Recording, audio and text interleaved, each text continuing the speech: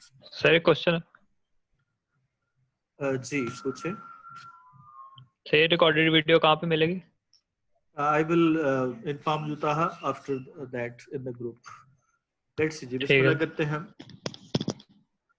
सबसे पहले हमारा जी, पहले जरा देखिएगा ये कॉन्टेक्सुअल रिलेशनशिप हम देखते हैं।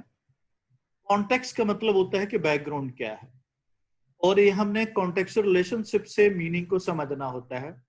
और if you talk about the your NC test, the 4 MCQs are there. जो 4 MCQs होते हैं आपको आउट ऑफ जो आपका जो होल वॉल्यूम है, उसमें से 4 MCQs ना इसके होते हैं। और फिर ये not only for the that purpose only entry test, ये किस्मत की बात और आपकी अल्लाह ताला ने जो आपको असाइन की है ड्यूटीज, उसकी बात है कि कौन लोग सेलेक्ट होते हैं, कौन लोग नर्वसली जो ना वो स्ट्रांग होते हैं और वहां पे अच्छा परफॉर्म करते हैं। लेकिन आपको जाहिर प्रैक्टिस जो है ना आपको वो स्ट्रांग बनाती है। तो 4 MCQs है ना आपके इसके रिलेटेड होते हैं, जहां से आपने मीनिंग बैकग्राउंड से समझना होता है। यहाँ पे वर्ड को समझ के अप्रोप्रिएट वर्ड लगाना होता है। 4 वर्ड आपके सामने दिए होंगे और उस कॉन्टेक्स्ट में उस बाकी सेंटेंस की मदद से आपने समझना है कि इस जगह पे कौन सा वर्ड सूटेबल। वो कॉन्टेक्स्ट कैसे समझते हैं, वो सेंटेंस के मीनिंग को कैसे परसीव करते हैं, ये हमारा आज का जो ना मौजू है। और इसके अलावा यही नहीं, जैसे मैंने पहले भी हम क्लासेस में डिस्कस करते रहे हैं, इंग्लिश जो है ना वो सिर्फ एक चंद नंबरों की लैंग्वेज नहीं है या चंद नंबरों का सब्जेक्ट नहीं है। ये आपको सारी उम्र हेल्प आउट करेगा। इसके अलावा आपने बाहर जाते हैं पढ़ने के लिए, तो आप कोई आइल्स करते हैं, उसमें रीडिंग कम्प्रीहेंशन होती है, उसके मदद देगा। यूनिवर्सिटीज में आप पढ़ते हैं, किताबें पढ़ते हैं, तो ये सारा जो टॉपिक है ये उसमें आपको हेल्प आउट करेगा। मीनिंग क्या होता है, कॉन्टेक्स्ट क्या होता है, अब जरा देखें जी। शी हम्स इंसिस्टेंटली और all the time and it annoys me. अब जरा देखिएगा, आप हम को आपने समझना है इसके बैकग्राउंड पे। जी आप इस वर्ड सेंटेंसेस को पढ़िएगा और आप समझिएगा कि हम का यहाँ पे क्या मतलब है।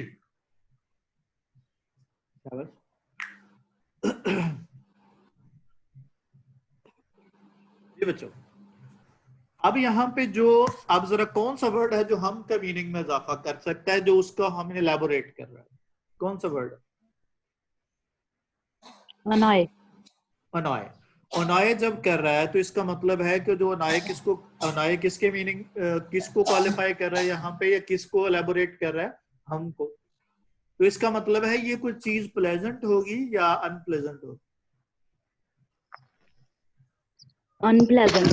अनप्लेजेंट होगी, ठीक है। फिर अगला वर्ड देखिए। अनाइस से हमें ये पता चल गया कि हम क्या चीज है। फिर दूसरा यहाँ पे वर्ड है इंसेसेंटली। अब जरा इसको समझिएगा, किसके साथ, किसकी रिलेशनशिप से आप समझेंगे इसको।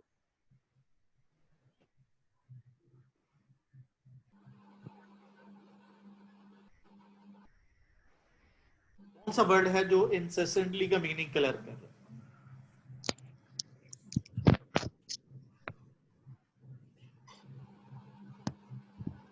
इंसेसेंटली के बाद क्या लिखा हुआ है? All the time. तो इसका मतलब है कि इंसेसेंटली का मीनिंग क्या होगा कि जो क्या हो, ऑल द टाइम हो। तो इसका मतलब ये हुआ कि हमने इंसेसेंटली को इसकी मदद से समझा, ऑल द टाइम की मदद से। All the time. अब इसका मतलब क्या हुआ, आप ये सारे इस सेंटेंस में आप रिलेशनशिप देख रहे हैं कि हम का रिलेशनशिप किसके साथ है, नॉइज के साथ है। इंसिस्टेंटली का रिलेशनशिप किसके साथ है, ऑल द टाइम। आपको सपोज ये दोनों वर्ड मीनिंग नहीं आते थे, तो आपने काफी हद तक आपने इस मीनिंग को समझ लिया, किसकी मदद से, इस रिलेशनशिप की मदद से। मैंने किसी वर्ड का मीनिंग नहीं बताया आपको, ये मीनिंग आपने कैसे समझा, ये इस रिलेशनशिप की मदद से समझा। एक और एग्जांपल देखते हैं जी, आइडिया हो गया होगा आपको कैसे हमने इसको परसीव करना। चलिए जी जरा पढ़िएगा जरा। इस सिचुएशन इज क्या होगा, conundrum an enigma that difficult to solve. अब कॉनोड्रम का को मीनिंग बताएगा जी आप में से।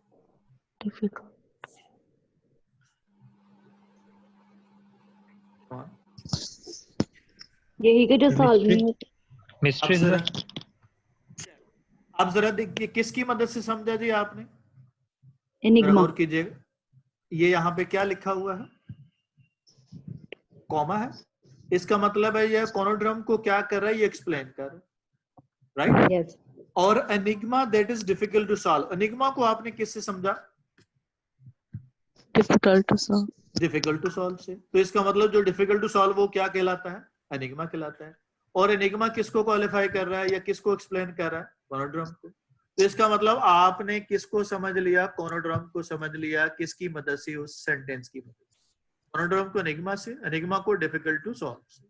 और इस तरह से आपने सारे वर्ड को क्या कर सकते हैं, इस तरह से वो वर्ड अगर आप वहां पे वो होगा भी, सपोज यहाँ पे ये खाली जगह है या आप इस तरह से ब्लैंक आएगा और आपके सामने 4 ऑप्शन है, तो उन 4 ऑप्शन में तभी आप इसको वहां पे अप्रोप्रिएट चॉइस लगा सकेंगे कि जब आपके पास क्या है, जब आपके पास उस वर्ड का बैकग्राउंड क्लियर है कि इस पर्टिकुलर जगह पे कौन सा वर्ड जो है वो अप्रोप्रिएट हो सकता है।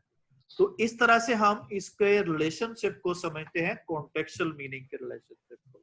तो जो आइडिया हो गया इसका, यहां तक कोई आपको क्वेश्चन है तो आप पूछ सकते हैं कि हमने कॉन्टेक्स्ट की मदद से, बैकग्राउंड की मदद से कैसे किसी पर्टिकुलर वर्ड के मीनिंग को और उसके बैकग्राउंड को समझते हैं। जी, up till here if you have any question is there. अब यहाँ पे इस तरह से आगे हम देखते हैं कि ये कॉन्टेक्चुअल क्लूज हम किस तरह से डिफाइन करते हैं, या कौन कौन से तरीकेकार होते हैं जो हम कॉन्टेक्चुअल क्लूज में इस्तेमाल कर सकते हैं। या इस तरह से समझ लें कि what are the different strategies to use all these relationships. हम उसको रिलेशनशिप को समझते हैं, कौन कौन से रिलेशनशिप जो है वो हमने देखना है। पहला रिलेशनशिप है सिमिलैरिटी। सिमिलैरिटी क्या है, ये आपके सामने है। It was an idyllic day, sunny, warm and perfect for walk to in the park. अब जरा आइडलिक डे का आइडिया करें कैसा होगा।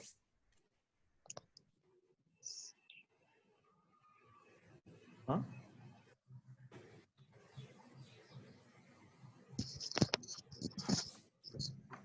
So your turn now. No idea.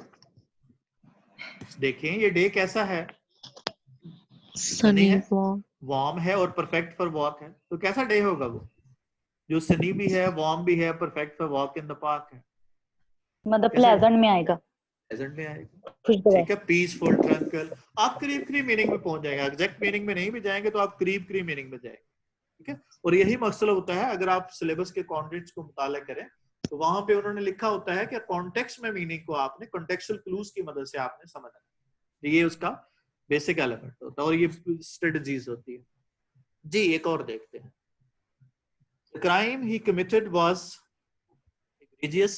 He'll never recover from his horrendous scandal.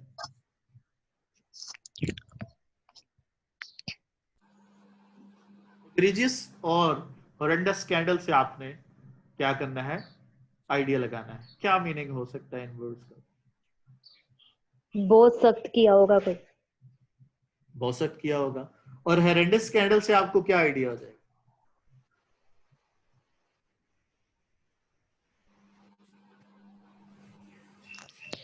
अब scandal होगा बच्चों, आप उससे अंदाजा करें जाहिर है कैसा होगा वो स्कैंडल, कैसा होगा जो हॉरेंडस स्कैंडल। अब स्कैंडल तो अच्छा नहीं होने लगा।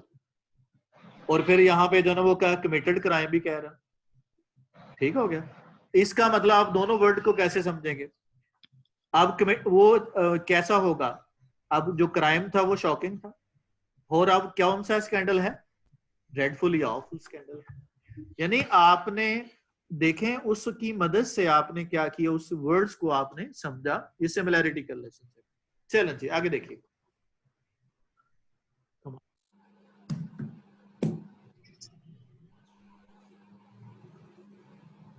एनिमोसिटी आपको हाईलाइट किया हुआ है, इससे आपने अंदाजा करना है जी क्या मीनिंग हो सकता है यहाँ पे इसका। बैड में अब जरा देखिए जी, यहाँ पे एक कौन से वर्ड हैं जो इसको एक्सप्लेन कर रहे हैं। Animosity, divided the family, divided the family, इसका मतलब है नेगेटिव कॉनोटेशन में होगा, पॉजिटिव कॉनोटेशन में होगा, नेगेटिव। नेगेटिव। और फिर दूसरा वर्ड कौन सा है जो इसको मजीद क्वालिफाई कर रहा है, जो इसको एक्सप्लेन कर रहा है, वो कौन सा है? वो हेटेड का वर्ड। तो इसका मतलब ये नेगेटिव है, तो ये भी क्या होगा, जिसने इसने भी डिवाइड किया तो ये क्या होगा, ये भी नेगेटिव में होगा। तो हेटेड से आपको एनिमोसिटी की समझ आ जाएगी और डिवाइडेड से भी आपको एनिमोसिटी की समझ आ जाएगी। तो एनिमोसिटी का मतलब क्या होगा, दुश्मनी को कहते हैं, हॉस्टिलिटी। क्लियर हो गया बच्चों? इस पॉइंट की समझ आ गई, जहां पे सिमिलैरिटी ऑफ जो है ना वो क्या है, कॉन्सेप्ट्स होती है, वहां पे हम इसकी मदद से हम कॉन्टेक्चुअल क्लूज को समझते हैं। अगला रिलेशनशिप है जी, जहां पे डिफाइन किया जाता है किसी चीज को। Aliya was indolent, she didn't have the energy to get out of the bed. Indolent का मीनिंग बताना है आपने इसी सेंटेंस की मदद से।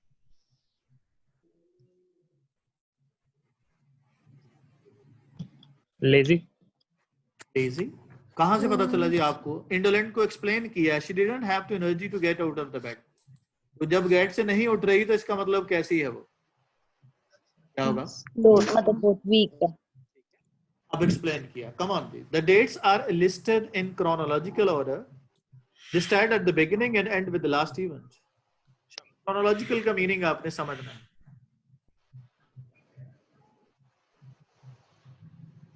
मतलब तरतीब से हैं, अगली तरतीब लाइन से से है, पता चला। ठीक है। इसका मतलब हमने कहां से समझ आई इसकी, जहां पे डिटेल इसकी बयान की है, स्टार्ट, बिगिनिंग और एंड विद लास्ट। तो इसको हम क्या कहते हैं, जो शुरू से आखिर तक हो उसको क्या कहते हैं, सीक्वेंशियल कहते हैं। ठीक है जी।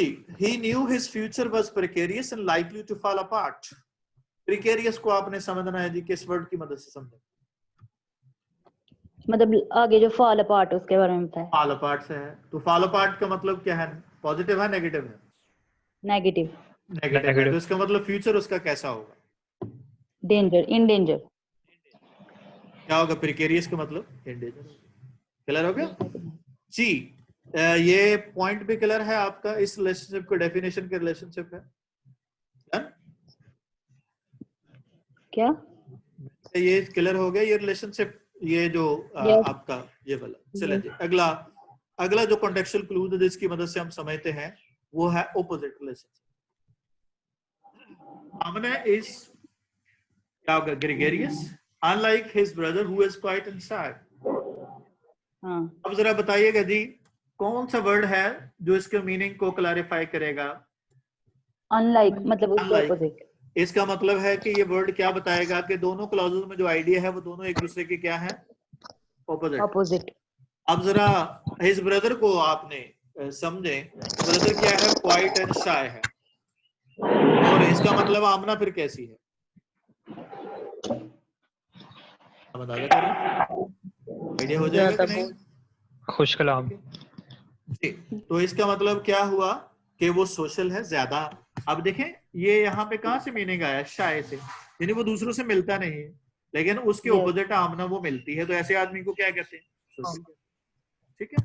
तो यहाँ पे आपने कीवर्ड भी होंगे जो आपको ऑपोजिट मीनिंग देंगे, जो एंटोनिम मीनिंग देंगे, तो वो कीवर्ड से आपने क्या किसको समझना है, वो अपने उन वर्ड्स के मीनिंग को समझना है। अब जरा देखिए, painting of the landscape is picaresque, while the one of the whole house is just plain ugly। picaresque का मतलब बताना है। वाइल से पता चलेगा। while से पता चलेगा। while किसका मीनिंग दे रहा है, ऑपोजिट। ऑपोजिट का। तो इसका मतलब क्या होगा, picaresque किसका ऑपोजिट होगा, अगली।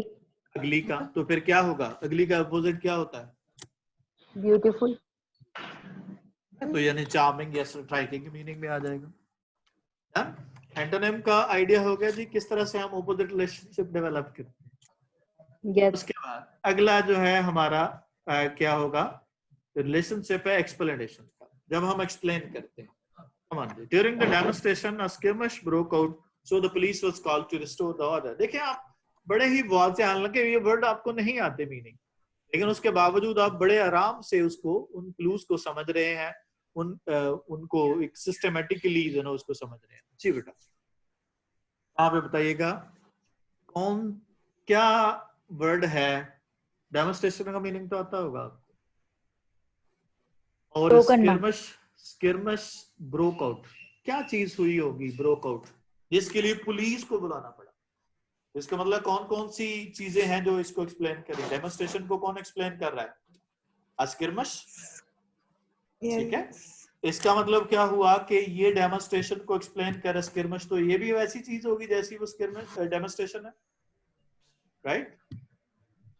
तो और फिर जो ना वो चीज कैसी होगी जिसके लिए पुलिस को बुलाना पड़ा ऑर्डर बहाल करने के लिए, रिस्टोर ऑर्डर। इसका मतलब यहाँ पे क्या हुआ था जो स्किरमिश में के ऑर्डर बहाल करना पड़ा पुलिस को, आगे क्या हुआ था? ऑपोजिट होगा ऑर्डर के या सिमिलर होगा ऑर्डर के? शाबाश, ऑपोजिट ही होगा। ऑपोजिट होगा। ऑपोजिट ही होगा जी, तो इसका मतलब क्या शुरू हो गया जी? वहां पे लड़ाई शुरू होगी, बैटल शुरू होगी। यानी कि अब ये ना डेमोन्स्ट्रेशन है, डेमोन्स्ट्रेशन से आपको आइडिया होगा डेमोन्स्ट्रेशन में क्या हो रहा है, ज़ाहिर एहतजाज है। अब Yes. उससे आपको स्किरमिश जो ना ब्रोक आउट, और जब ब्रोक आउट हुआ अभी पता नहीं क्या चीज ब्रेक आउट हुई जिसमें पुलिस को बुला के ऑर्डर बहाल करना पड़ा। इसका मतलब है डेमोन्स्ट्रेशन में क्या हो गया कि जिसमें पुलिस आके जो ना वो बुलानी पड़ी। तो ये है logical relationship of the sentence, जिसमें मुख्तलिफ पार्ट्स जो है उसमें आपस में रिलेटेड होते हैं। चलें जी अगला देखिएगा जी।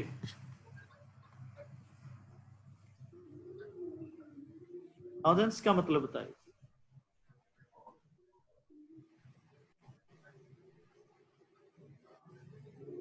किसका बताएं? इसका मीनिंग मतलब बताइएगा, जो हाईलाइट वर्ड किया आप समझिएगा इसको, किसकी मदद, क्या होगा, क्या मीनिंग होगा इसका?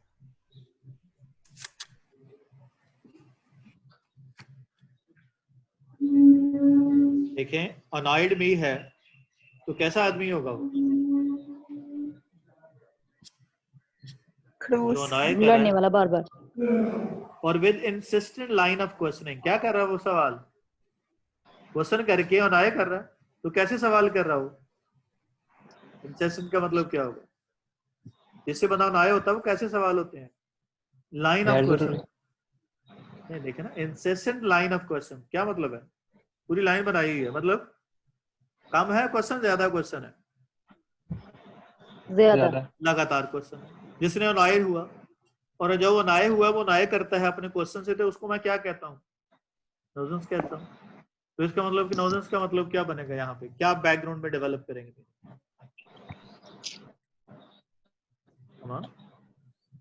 नहीं आता। जब कोई बंदा आपको तंग कर रहा हो, बार बार अनाय कर रहा हो, तो कैसे आदमी को क्या कहते हैं? इरिटेशन, हाँ। ठीक है, जो आपको तंग कर रहा है बार बार सवाल करके। चलें जी, again that is the, this is actually the test of your intelligence and analytical abilities. Come on now.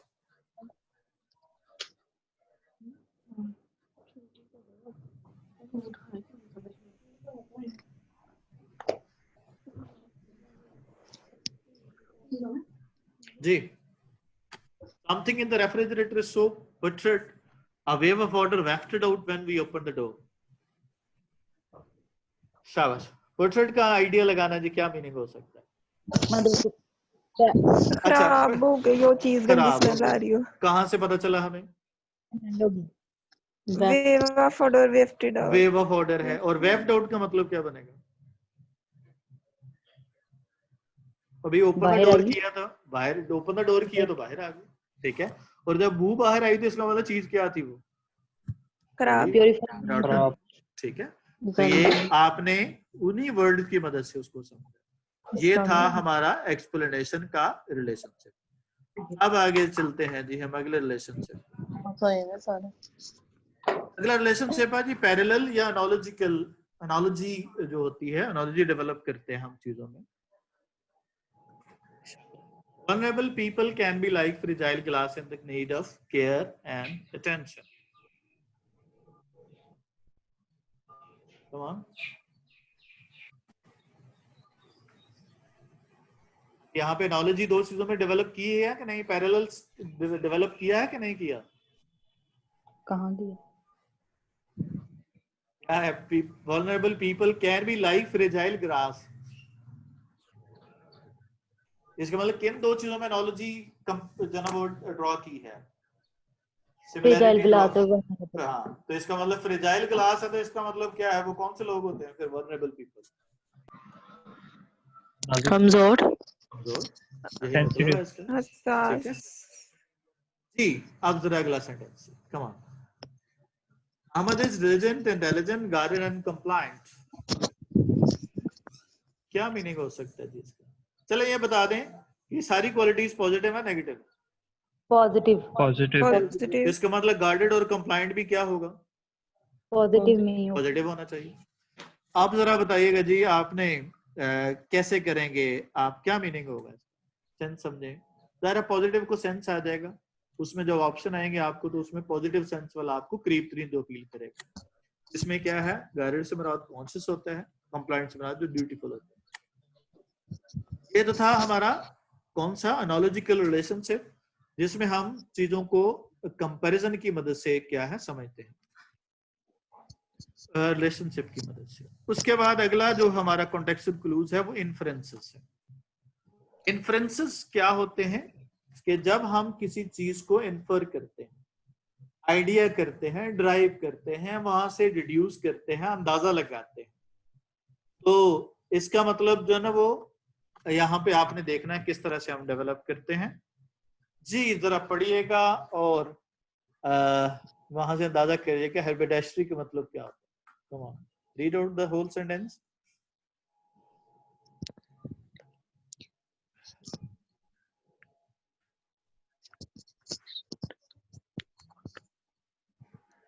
किसी प्लेस का नाम है sir?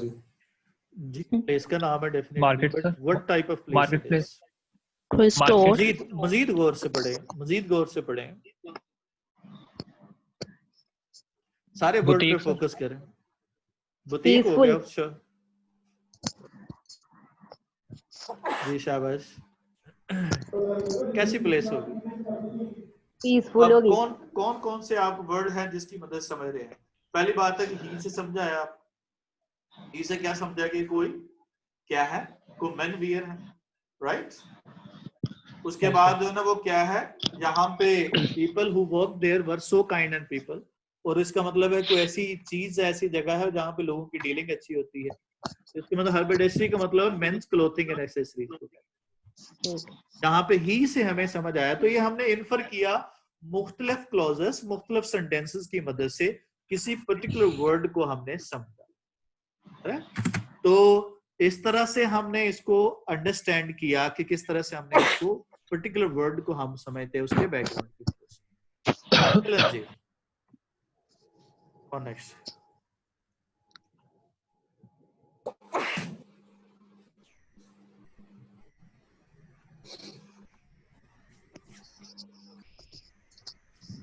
it is very easy, just focus on it.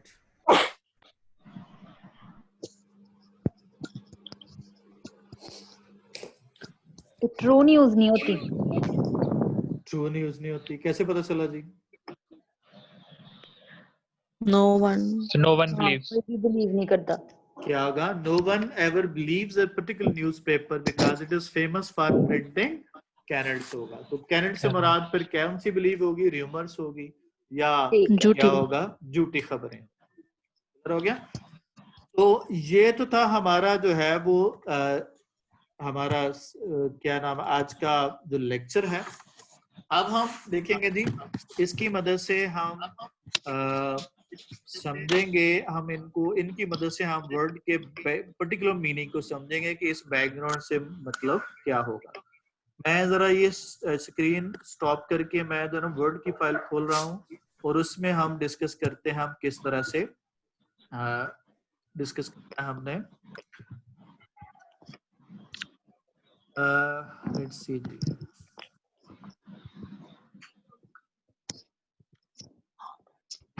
नजर आ रही है व्हाइट वाली आपको? यस। मैं आपके सामने एक सेंटेंस लिखता हूं, जैसे ही शी, से आपको ऑप्शन आएगा into the office of her boss when she was with insulted. अब क्या होगा? moved,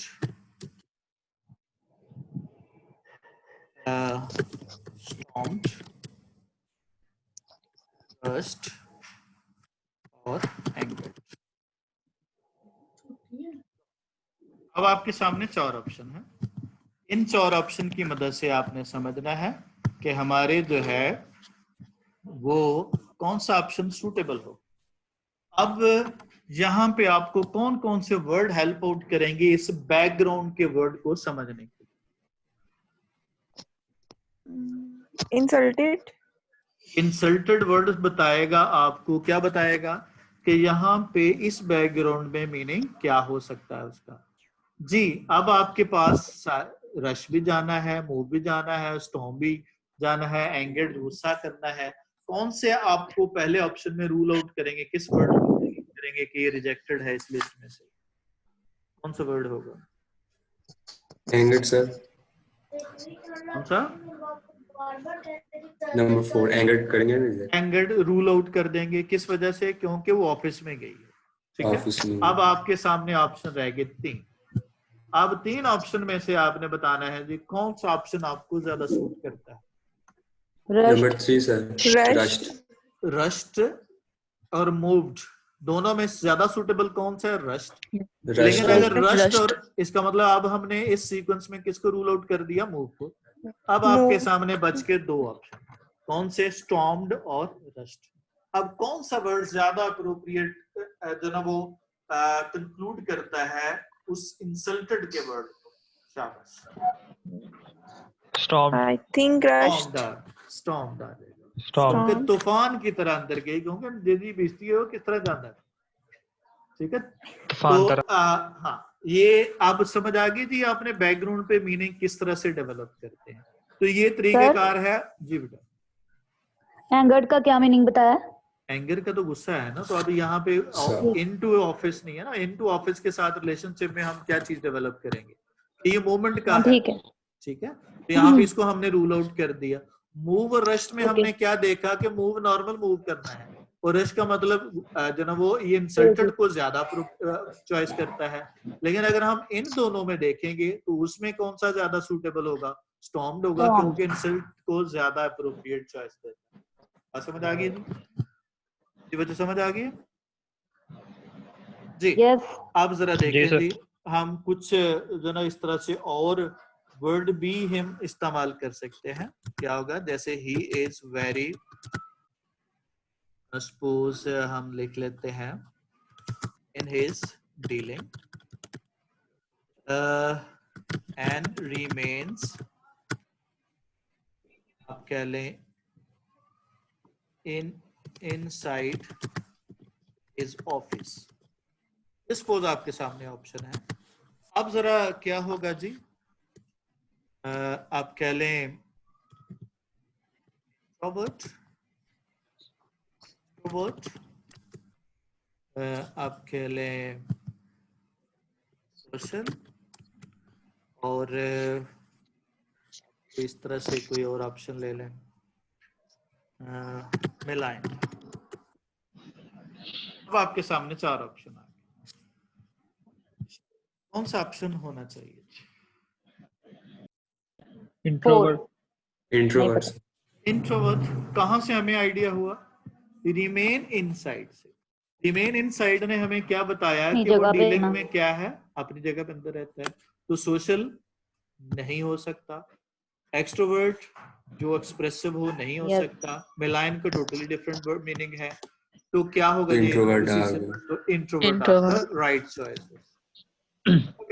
तो this is the way how to perceive the choice of these words, or that will be shared in your WhatsApp groups, the practice of these, or along with the practice of all those student, वो जो आपका first year second year के जो आपके होते हैं grammar के, जो मैं डेली शेयर करता हूँ, वो आपका एडिशनल होगा, वो एक्स्ट्रा वर्क होगा, क्योंकि ग्रामर जो है ना वो that is similar for all. तो उसमें बेसिक चीजें आपको रिपीट होती जाएंगी, और इस तरह से हम इसको प्रोसीड ऑन करेंगे। जी, कोई क्वेश्चन हो तो पूछना चाहिए बच्चों। Yes sir. Yes, sir. आज के लिए इतना ही। अल्लाह हाफिज। Allah Hafiz.